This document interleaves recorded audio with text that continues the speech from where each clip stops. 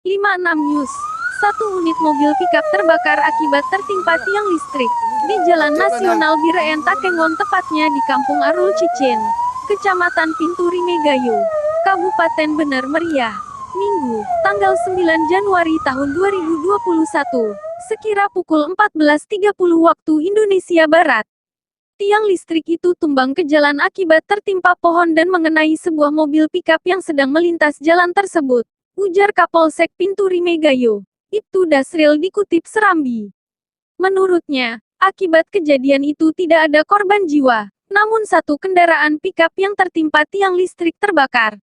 Ketika kejadian itu, sopir dan penumpang sempat menyelamatkan diri sehingga tidak ada jatuh korban, ungkapnya. Mobil yang terbakar sudah berhasil dipadamkan. Untuk kendaraan dari dua arah yaitu Biren Takengon sudah kembali normal.